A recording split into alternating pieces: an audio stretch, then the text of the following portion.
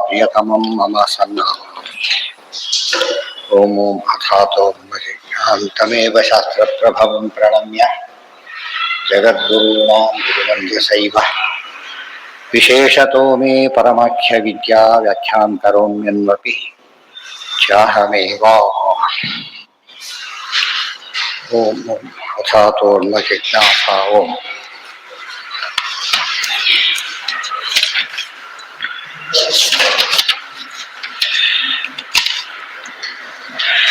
ज्ञानदापि चाचार्याः विशेषात् फलवाप्नुयुः भुक्तौ अष्टगुणं शिष्याತ್ ಗುರುರಾಪ್ನೋತಿ ಶೋಹನಂ. ಇಲ್ಲಿ ಸ್ವಾರಸ್ಯ ಅಂದರೆ ಒಂದು ವಿಶೇಷ ಅಂಶ ಇದೆ. ಎಲ್ಲ ಪಾಠ ಹೇಳಿದ ಗುರುಗಳಿಗೆ ಒಂದು ಸಾಮಾನ್ಯ ಅರ್ಥ ಅಲ್ಲ ಅದಕ್ಕೆ, ಗೊತ್ತಾಯ್ತಾ? ಯಾವ ಗುರು ನಿಯತ ಗುರು ಇರ್ತಾರಲ್ಲ ಅವರು ಎಷ್ಟು ಬರೀತಾರೆ, 8ರಷ್ಟು ಪುಣ್ಯ ಬರುತ್ತೆ. ಉಳಿದವರಿಗೆಲ್ಲ ಹಾಗಿರ್ಬೇಕು ಅಂತ ಇಲ್ಲ, ನಿಯಮ ಇಲ್ಲ.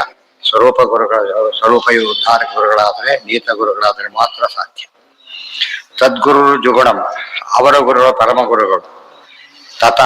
ತಸ್ಮಾತ್ ಸಾರ್ಧಂ, ಮತ್ತೆ ತಾವತ್ ತಥೋ ಅಪರೇ ದೇವಾಹ ಸಹಸ್ರ ಗುಣಿತಂ ಕ್ರಮಾತ್ ತಸ್ಮಾತ್ ಯಶೋತ್ತರ.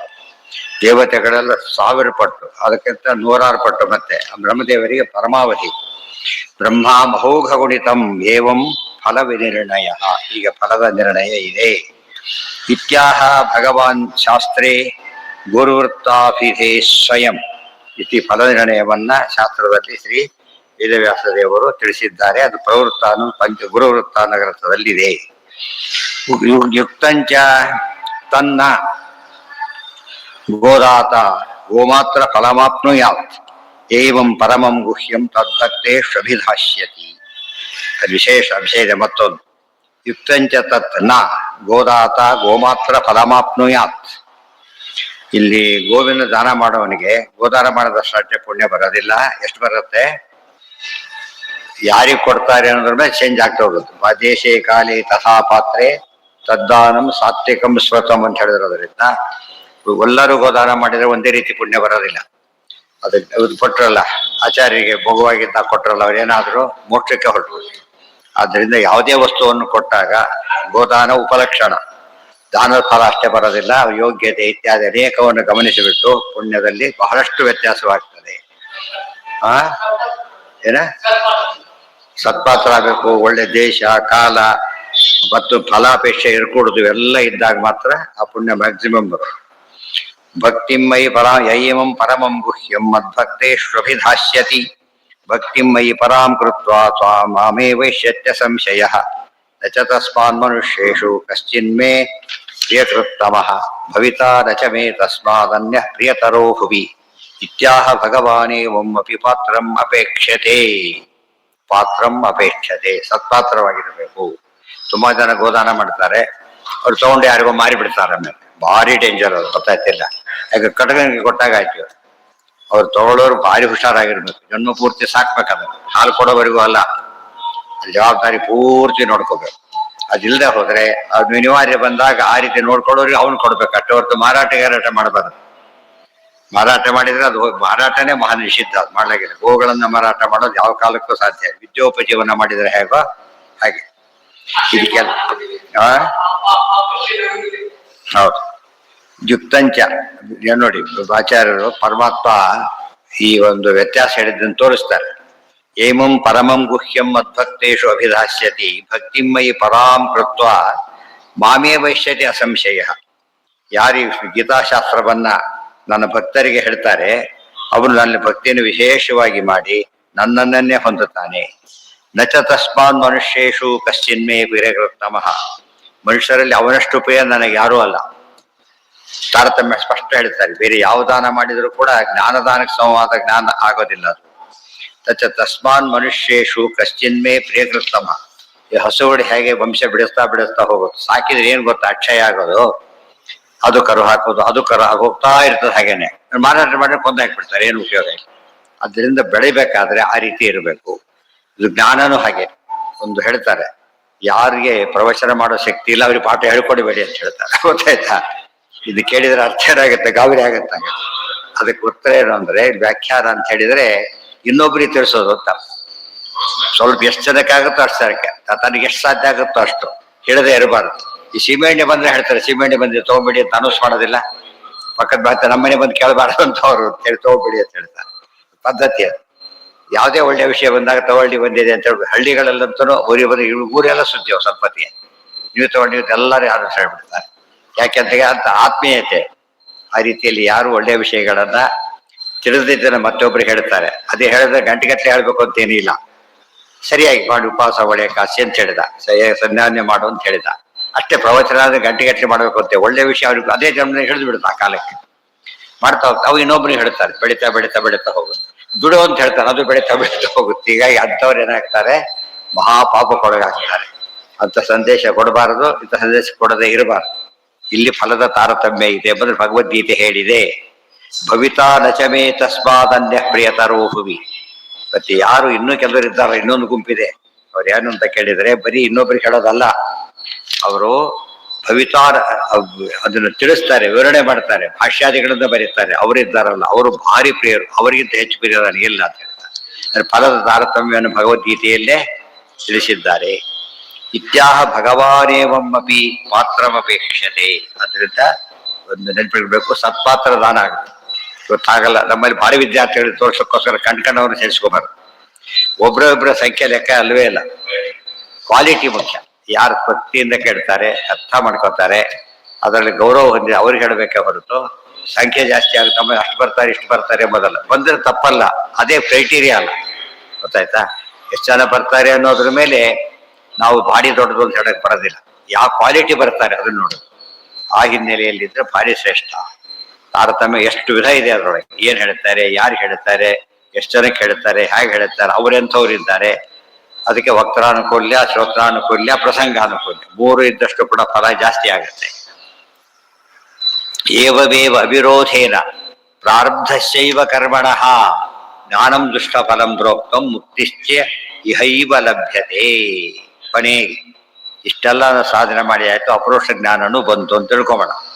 ಅಲ್ಲಿಂದ ಮುಕ್ತಿ ಹೋಗ್ಲಿಕ್ಕೆ ಎಷ್ಟು ಟೈಮ್ ಬೇಕು ಅಂತ ಪ್ರಶ್ನೆ. ಲಾಸ್ಟ್ ಇನ್ನು ಎಷ್ಟೊತ್ತು ಬೇಕಾಗತ್ತೆ ಅಂತ ಕೇಳ್ತಾರಲ್ಲ, ಹಾಗೆ ಸಾಮಾನ್ಯ ಪ್ರಶ್ನೆ, ಇನ್ನು ಎಷ್ಟೊತ್ತು ಬೇಕಾಗತ್ತೆ ಅಂತ ಕೇಳೋದು.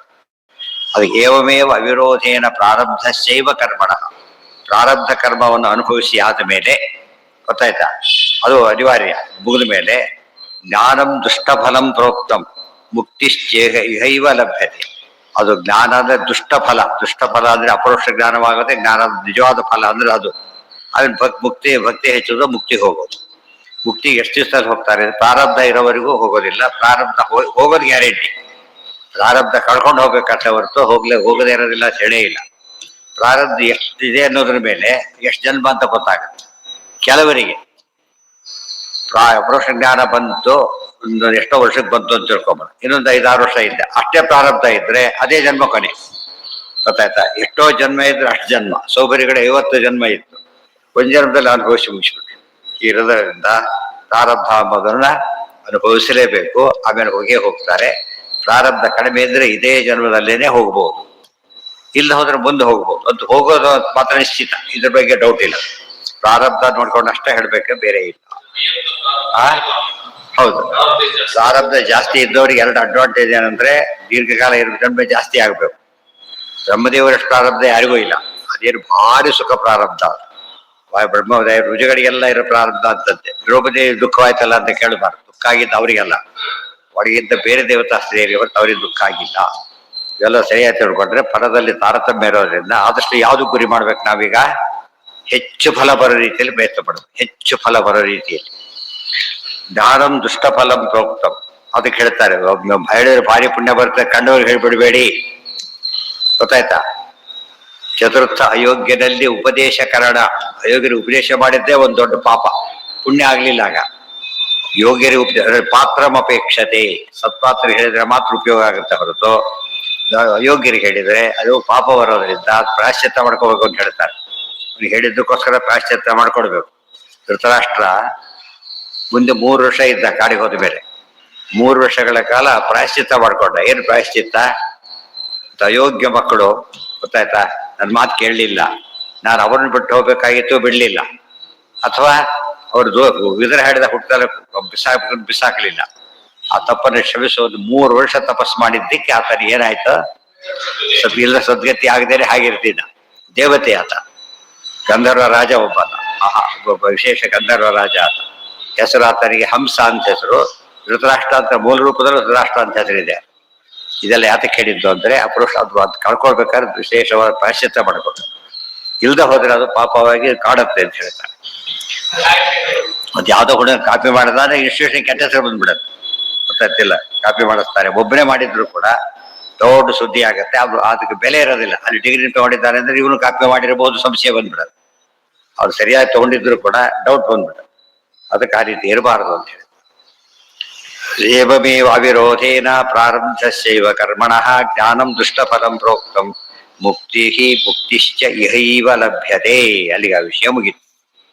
ಇತಿ ಶ್ರೀಮದ್ ಆನಂದ ಭಗವತ್ಪಾದಾಚಾರ್ಯ ವಿರಚಿತೆ ಶ್ರೀಮದ್ ಬ್ರಹ್ಮಸೂತ್ರ ಅನುವ್ಯಾಖ್ಯಾನೆ ತೃತೀಯಾಧ್ಯಾಯಸ್ಯ ಚತುರ್ಥ ಪಾದಃ ಇತಿ ತೃತೀಯೋಧ್ಯಾಯಃ ಸಾಧನಾಧ್ಯಾಯ ಮುಗಿತು. ಮೊದಲು ಹೇಳಿದಂತೆ ಅದು ಹೆಚ್ಚು ಸೂತ್ರ ಇರೋದು, ಅಧಿಕರಣ ಇರೋದು, ಅನುಖ್ಯಾನ ಇರೋದು ಎಲ್ಲ ಯಾವುದಕ್ಕೆ? ಸಾಧನಾಧ್ಯಾಯಕ್ಕೆ ಜಾಸ್ತಿ ಇರೋದು. ಸಾಧನೆ ದೊಡ್ಡದು ಅಂಶ. ಎಲ್ಲ ಕೇಳಿದ್ಮೇಲೆ ಸಾಧನ ಬಂದಿದೆಯಲ್ಲ ತುಂಬಾ ಲಾಂಗ್. ಬಹೂನಾಂ ಜನ್ಮನಾಮಂತೆ ಜ್ಞಾನಮಾನ್ ಮಾಂ ಪ್ರಪಂಚತೆ. ಜ್ಞಾನ ಬರೋದಕ್ಕೆ ಭಾರಿ ಜನ್ಮಗಳು ಬೇಕು. ಜ್ಞಾನ ಬಂದ್ಮೇಲೆ ಅಪರೋಕ್ಷ ಜ್ಞಾನ ಬಂದ್ಮೇಲೆ ಮುಕ್ತಿ ಹೋಗ್ಲಿ ಅಷ್ಟಿಲ್ಲ. ಎಷ್ಟೇ ಪ್ರಾರಬ್ಧ ಇದ್ರು ಕೂಡ ಎಷ್ಟಿರುತ್ತದು? ಹಿಂದಿನ ಸಂಚಿತಕ್ಕೆ ಅಷ್ಟಿರೋ ಸಾಧ್ಯತೆ ಇಲ್ಲ. ಆದ್ರಿಂದ ಕಂಪ್ಯಾರಿಟಿವ್ಲಿ ನೆಗ್ಲಿಜಿಬಲ್ ಅನ್ನೋಷ್ಟು ಕಡಿಮೆ ಇರುತ್ತೆ. ಭಗವದ್ಗೀತೆಯಲ್ಲಿ ಹಾಗೆ ಬಂದಿರೋ ಭೂರ ಜನ್ಮನಾಮಂತೆ ಜ್ಞಾನವಾನ್, ಆಮೇಲೆ ಮಾಂ ಪ್ರಪಂಚತೆ ನನ್ನ ಹತ್ರ ಬಂದ್ಬಿಡ್ತಾರೆ. ಜ್ಞಾನವಾನ್ ಆಗಲಿಕ್ಕೆ ಬಹು ಜನ್ಮಗಳು ಬೇಕು. ಅನಂತರ ಪಡಿಲಿಕ್ಕೆ ಇವತ್ತು ಭಾರಿ ಊರು ಬೆಂಗಳೂರಿಗೆ ಬರೋ ಕಷ್ಟ, ಮನೆಗೆ ಹೋಗೋದು ಕಷ್ಟ ಅಂತಾರಲ್ಲ, ಕಷ್ಟದ ಇಲ್ಲಿ ಅದೇ ಎಕ್ಸಾಂಪಲ್ ಕೊಳ್ಳಕ್ಕೆ ಬರೋದಿಲ್ಲ. ಎಷ್ಟೋ ದೂರದಿಂದ ಬಂದಿರ್ತೀರಿ ನೀವು, ಒಳಗಾದ್ಮೇಲೆ ಅಷ್ಟು ದೂರ ಜಾಸ್ತಿ ಆಗ್ಬಿಡ. ಈ ಪೀಡಿಯೋ ದಾಟಿದ ಮೇಲೆ ಮನೆ ಸೇರ್ತೀವಿ ಅಂತ ಹೇಳ್ಬೇಕಾದ್ರೆ ಕೆಲಸದ ಬ್ಲಾಕ್ ಆದ್ರೆ 5-6 ಗಂಟೆ ಬ್ಲಾಕ್ ಆಗಿದೆ ಇವತ್ತು. 5-6 ಗಂಟೆ ವೆಹಿಕಲ್ ಮುಂದಕ್ಕೆ ಹೋಗೋದೇ ಇಲ್ಲ. ಅಲ್ಲಿಂದ ಬಂದಿದ್ದು 1 hour ಅಲ್ಲಿ ತುಮಕೂರಿಂದ. ಇಲ್ಲಿ ಬರೋದೇ ಇಲ್ಲಿ ಪ್ರಾರಬ್ಧ ಹಾಗಿಲ್ಲ ಅಂತ ಹೇಳ್ತೀವಿ. ಇದು ಟ್ರಾಫಿಕ್ ಕೊಡಿಸ್ಬಾರ್ದು, ಈ ಟ್ರಾಫಿಕ್ ಇಲ್ಲ ಪ್ರಾರಬ್ಧ ಅಂತ ಕರೀತಾರಲ್ಲ ಹಾಗೆ. ಒಳ್ಳೆ ಪ್ರಾರಬ್ಧ, ಟ್ರಾಫಿಕ್ ಗಡ್ಡು ಬಿಟ್ಟು ಜಾಬ್ ಆಗ್ಬಿಟ್ಟಿತ್ತು ಅಂತ ಹೇಳ್ತಾರಲ್ಲ ಆ ರೀತಿಯಲ್ಲಿ. ಬಟ್ ಅಷ್ಟಿರೋದಿಲ್ಲ. ಅಲ್ಲಿ ಸಾಧನ ಮಧ್ಯಾಯ